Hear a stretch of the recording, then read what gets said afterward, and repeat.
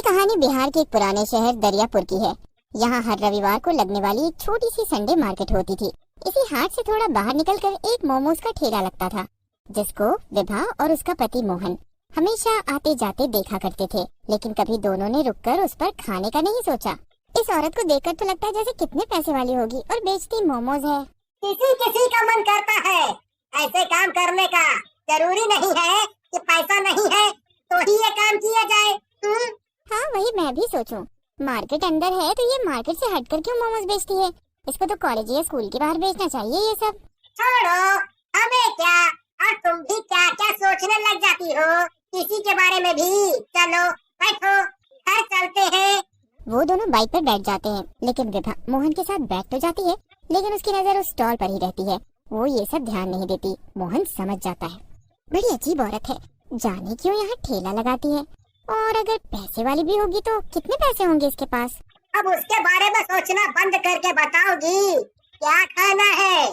Chowmein ही खिला दो, और मैं नहीं सोच रही उसके बारे में। विभा के दिमाग में फिर भी वो लड़की आ ही रही होती है। रात को मोहन तो सो जाता है, लेकिन विभा मन ही मन सोच रही होती, कुछ तो बात है, कोई फायदा तो जरूर होगा उस लड़की को, तभी तो वो वहाँ मोमोज लगाती है। हमेशा लाल लिपस्टिक फैंसी कपड़ों में खड़ी रहती है। ऐसे कौन मोमोज बेचता है? क्या वो कुछ अलग डालती होगी अपने मोमोज में? अब सो भी जाओ विभा, कब तक सोचना है मोमोज के बारे में? अरे नहीं, मैं वो नहीं सोच रही हूँ। दोनों सो जाते हैं। कुछ दिनों बाद विभा गर्भवती हो जाती है। दोनों बहुत खुश हो जाते हैं। मोहन अपनी बीवी से बहुत प्यार करता है। मेरा ऐसी हालत में कुछ कुछ खाने का जी हो रहा है, क्या करूँ? अरे ये क्या सोचना, मैं हूँ तो मुझे बताओ क्या खाना है। विभा मोहन को रोज कुछ लाने को कहती है और मोहन वो लेकर भी आता है। एक दिन की बात है, विभा की तबीयत कुछ ठीक नहीं थी। सुनिए, आज मेरा खाना बनाने का बिल्कुल मन नहीं है, क्या आप आज बाहर खा लेंगे और रात में ऑफिस से आते समय कुछ लेते आना? हाँ कोई बात नहीं, तुम आराम करो, मेरी फिक्र मत करो, बस बताओ तुम क्या खाओगी। हाँ, सही बोलूं तो मुझे उस औरत के ठेले वाले मोमोज खाने हैं। बस इतनी सी बात, मैं आज लेते हुए आऊंगा। तुम बस हुक्म किया करो मैडम, तुम्हारा नौकर हमेशा तुम्हारे लिए हाजिर है। क्या आप भी मेरे नौकर थोड़ी हैं? वो तो आज पता नहीं क्यों बस मन हुआ ये सोचकर कि वो अपने मोमोज में आखिर ऐसा क्या डालती है, क्या पता कुछ अलग स्वाद हो। मोहन विभा की ऐसी बात सुनकर जोर से हंस पड़ा और विभा से विदा लेकर ऑफिस चला गया। ऑफिस से आते समय उसको मोमोज का ठेला दिखाई दिया। क्योंकि विभा प्रेग्नेंट थी तो मोहन लंच लेकर भी नहीं गया था। उसको भी बहुत तेज भूख लगी थी। क्यों ना जब तक ये मोमोज बनाएगी तब तक खा लिया जाए। एक काम करता हूँ, एक प्लेट यहाँ खा लेता हूँ, बाकी विभा के साथ खा लूंगा, इससे विभा को भी अच्छा लगेगा। मोहन ने सोचा, आज संडे मार्केट नहीं था तो मोहन ने देखा आसपास कोई नहीं था, सिर्फ वही औरत लाल ड्रेस में लाल लिपस्टिक लगाई खुद ही लेकर खा भी रही थी और बाकी के मोमोज गर्म करते हुए गाना गा रही थी, जैसे उसको किसी से कोई मतलब ही न हो और वो खुश हो। तभी मोहन ने धीरे से हिचकते हुए कहा, एक प्लेट कितने का देती हैं आप? मोहन को अपने पास खड़ा देखकर वो घबरा गई और जल्दी से प्लेट नीचे रखकर बोली, एक प्लेट 60 की आती है और उसमें 12 मोमोज होते हैं। ठेला देखकर तो लगा था मानो कितना ही महंगा देती होगी, लेकिन ये तो बहुत सस्ता है। ठीक है, तो 2 प्लेट आप पैक कर दीजिए घर ले जाने को, और हाफ प्लेट आप हमको अभी खाने के लिए दे दीजिए। मैं 2 प्लेट तो पैक कर देती हूँ, साथ में 1 प्लेट ही आपको खाने को दे देती हूँ। आज आप मेरे पहले ग्राहक हो तो हाफ प्लेट मेरी तरफ से मुफ्त। मोहन लड़की की बात सुनकर खुश हो जाता है। लड़की फिर से गाना गाने लग जाती है। हवा तेज हो जाती है। मोहन अपना फोन निकालता है, लेकिन उसमें बिल्कुल नेटवर्क नहीं होता। लेकिन लड़की, गुमनाम है कोई, बदनाम है कोई। मोहन उसका गाना सुनकर उससे पूछता है, आपको पता है क्या, यहाँ 1-2 महीने पहले एक लड़की ने 2 आदमी को मार दिया था।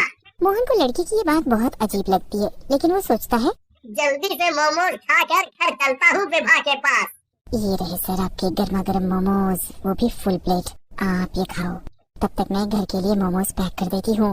लेकिन बस एक शर्त है सर, मोमोज आपको सारे खाने पड़ेंगे। मोहन मोमोज लेकर खाना शुरू कर देता है। जैसे जैसे वो मोमोज खाता है वैसे ही वैसे उस लड़की का चेहरा डरावना होता जाता है। मोहन बहुत डरने लगता है क्योंकि आसपास कोई भी नहीं होता। क्या हुआ सर, खाओ ना, सारे खाने हैं आपको। अब उस लड़की की आवाज भी भारी होती चली गई थी। तभी मोहन की नजर उसके पैरों पर पड़ती है। वो उल्टे होते हैं, लेकिन मोहन ऐसा दिखाता है जैसे उसको कोई फर्क नहीं पड़ रहा। लेकिन तभी मोहन की नजर मोमोज पर पड़ती है। उसके मोमोज में बहुत सारे कीड़े चल रहे होते हैं। तभी वो लड़की की तरफ देखता है। वो अब तक चुड़ैल बन चुकी थी।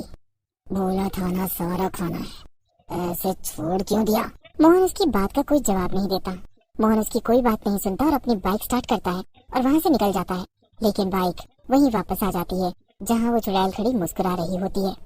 तू अपने पैक किए हुए मोमोज को तो लेकर ही नहीं गया, ये भी तो ले जा। चुड़ैल उसकी तरफ बढ़ने लगती है। मोहन फिर से बाइक स्टार्ट करता है, फिर वहीं आ जाता है।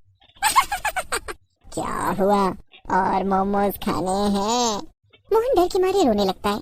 वो जहाँ से भी जाता उसके सामने वही चुड़ैल आ जाती। वो बहुत थक जाता है। कब तक चलाएगा, अब कुछ नहीं हो सकता। फिर एक अलग सी ही आवाज में चुड़ैल बोलती है, आपने अपने मोमोज तो खाए ही नहीं सर। मोहन बहुत चिल्लाता है, बेचारा, ये सब तेरे ही मोमोज हैं, खा ले इन्हें, खा ले। लेकिन मोहन एक बार फिर हिम्मत करके अपनी बाइक शुरू करता है। वो बाइक चलाते हुए आंखें बंद कर लेता है। तभी उसको सामने से दो पुलिस वाले दिखाई देते हैं। वो उसको बुलाते हैं। अरे ओ जी, ऐसा कौन बाइक चलाता है? लगता है इसने पी रखी है सर। क्या हुआ है तुझे? पी रखी है क्या? पता है ना, पी कर गाड़ी चलाना मना है। मैंने नहीं पिया है, मैंने चुड़ैल के मोमोज खाए हैं, वो मुझे मार देगी। ये क्या बहकी बहकी बात कर रहा है? मैं सच कह रहा हूँ, मैं आपको उसका ठेला भी दिखा सकता हूँ। मोहन पुलिस वालों को उस जगह पर लेकर जाता है जहाँ वहाँ मोमोज वाली होती है। लेकिन अब वहाँ पर कुछ भी नहीं होता और ऐसा लग रहा था जैसे वहाँ पहले कभी कुछ था ही नहीं। मोहन को यकीन नहीं होता अभी जो सब हुआ वो एक झूठ था। मोहन की हालत अब बहुत खराब हो चुकी थी। उसकी तबीयत के साथ साथ उसका मानसिक हालत भी बहुत खराब होने लगा था। दोनों पुलिस वाले व्यवहार के बहुत अच्छे थे। उन्होंने मोहन से कहा, चलो मैं तुम्हें तुम्हारे घर छोड़ देता हूँ, यहाँ कब तक ऐसे परेशान रहोगे? मोहन पुलिस वालों की बात मान लेता है। घर पहुँच जाता है। घर पर उसको जैसे ही विभा देखती है रोने लगता है। क्या हुआ जी आपको? किसी ने कुछ किया क्या? किसी ने आपको मारा क्या? विभा बहुत घबरा जाती है। उसने मोहन को ऐसे बेबस कभी नहीं देखा था। जी आप लोगों का बहुत बहुत शुक्रिया जो आप इन्हें घर तक लेकर आए। पुलिस वाले चले जाते हैं। विभा मोहन के पास जाती है और बैठ जाती है और पूछती है। मोहन रोते रोते उसको सारी व्यथा बता देता है। मुझे लगता है उसमें कुछ तो गड़बड़ है, पर इतनी बड़ी गड़बड़ मैं तो आपको वहाँ कभी नहीं जाने देती। अगर मुझे पता होता, मेरी ही गलती है ये सब। अब आप कभी उस रास्ते से मत जाइएगा। आप मुँह हाथ धो लीजिए, मैं अभी खाना लगा देती हूँ। मैंने मैगी बनाई है, आज वही खा लेते हैं। कल से मैं घर पर ही खाना बना लूंगी। मोहन उठकर अपने वॉशरूम में चला जाता है। मुंह धोते हुए उसकी नजर शीशे पर पड़ती है। शीशे पर खून से लिखा होता है, सर आपने पूरे मोमोज नहीं खाए हैं ना? मोहन की नजर एकदम से विभा की लाश पर पड़ती है, जिसको देखकर मोहन को हार्ट अटैक आ जाता है और वो भी मर जाता है। चुड़ैल का मकसद अब पूरा हो जाता है और वो जोर जोर से हंसने लगती है और फिर गायब हो जाती है।